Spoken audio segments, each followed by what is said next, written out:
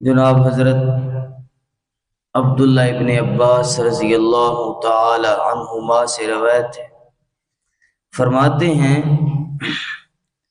کہ بعث رسول اللہ صلی اللہ علیہ وسلم ل40 سنہ، آپ صلی اللہ علیہ وسلم 40 سال کی عمر میں نبی بنائے گئے، مبعوث ہوئے۔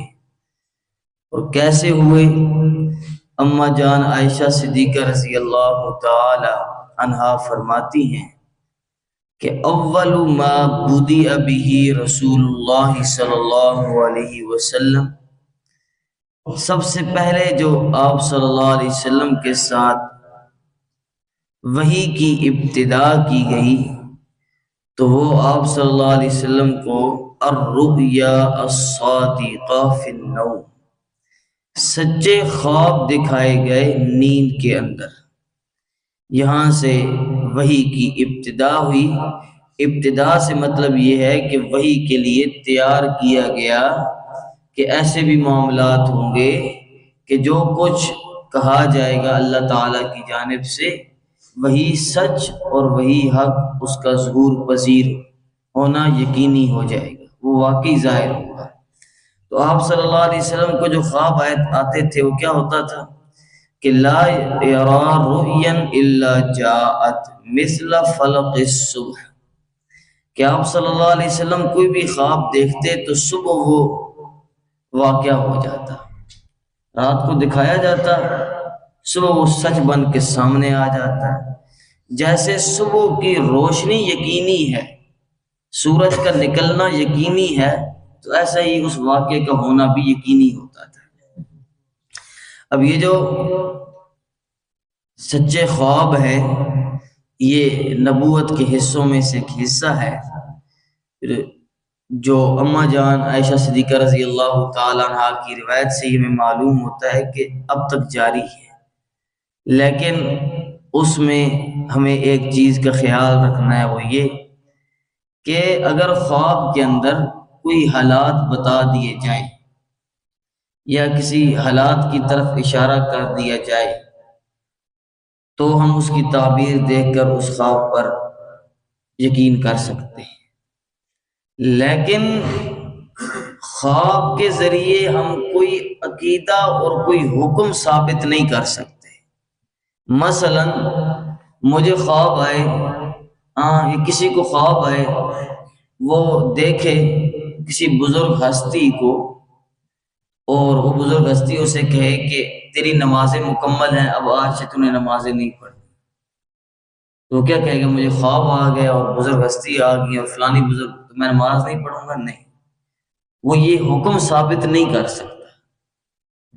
ایک کو خواب آئے اور وہ یہ کہے کہ میں نے دیکھا ہے، یہ میرا عقیدہ بن گیا ہے کہ فلاں شخص جو ہے وہ قبر کے اندر زندہ ہے، تو اب وہ سارے قبر کے اندر مردے زندہ ہو جائیں گے، تو کہا جائے گا کہ نہیں، یہ تیرا عقیدہ نہیں بن سکتا، کیونکہ عقائد ثابت کرنے کے لیے کتاب و سنت اور احکام ثابت کرنے کے لیے بھی کتاب و سنت ہے، خواب نہیں ہے۔ تو اس چیز کا خیال رکھا۔ جب یہ خوابوں کا ہمارے ملک میں جو ہے وہ پورا کاروبار چل پڑا ہے، مجھے خواب آیا اس کے اندر یہ عقیدہ بیان ہو گیا، مجھے خواب آیا اس کے اندر یہ ہو گیا، اور لوگ بھی کہتے ہیں دیکھو رسول اللہ صلی اللہ علیہ وسلم خواب میں آ گئے، حضرت علی آ گئے، اب تو سچی بات ہے، ہمیں تو ماننی چاہیے۔ کیا پتہ وہ بندہ سچ بول رہا ہے کہ نہیں۔ ثم حبب الیہ الخلا، یہ ابتدا ہوئی، آپ خواب دیکھتے تھے، اس کے بعد پھر آپ صلی اللہ علیہ وسلم کو خلوت پسند آ گئی، تنہا پسند بنا دیا گیا، اور آپ صلی اللہ علیہ وسلم تنہائی میں جاتے غار حرا کی طرف۔ اب یہ غار حرا کی طرف کیوں جاتے تھے؟ کیونکہ یہ عرب میں معزز مکرم جگہ سمجھی جاتی تھی۔ کیوں؟ کیونکہ اس کے اعزازوں میں سے ایک اعزاز یہ تھا کہ عبد المطلب نے جب ابرہہ کے لشکر کے خلاف بد دعا کی تو روایات میں آتا ہے تاریخی کہ وہ